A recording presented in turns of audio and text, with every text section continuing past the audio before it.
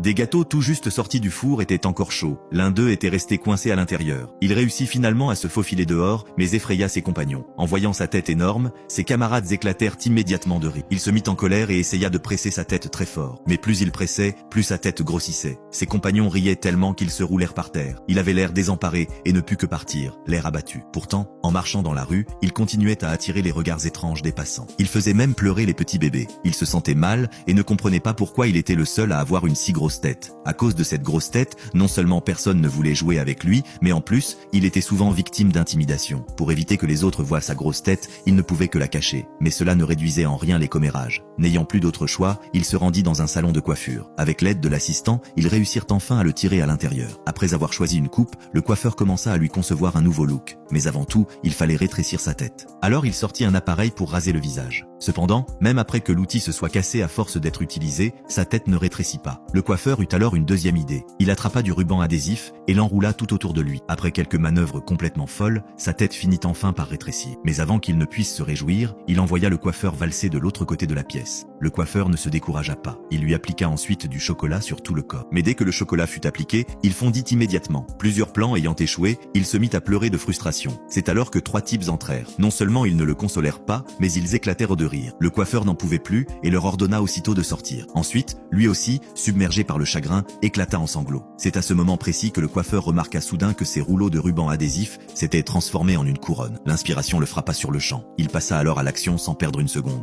Il sortit de la sauce à la fraise, la remua quelques fois, puis l'étala sur sa tête. Ensuite, il la recouvrit de peau de banane, l'attacha avec de la ficelle, puis colla une couronne de chips autour, avant d'y saupoudrer quelques myrtilles. La couronne était terminée. Il retourna à la pâtisserie en portant sa couronne. Le chef pâtissier avait du mal à choisir un gâteau emblématique pour la boutique. Ses yeux s'illuminèrent soudain en voyant le gâteau couronne, comme s'il venait de découvrir un trésor. Sans hésiter, il le plaça à l'endroit le plus en vue. Il leva alors son sceptre de la victoire. Sous l'admiration générale, il renaquit enfin et devint le véritable roi des gâteaux.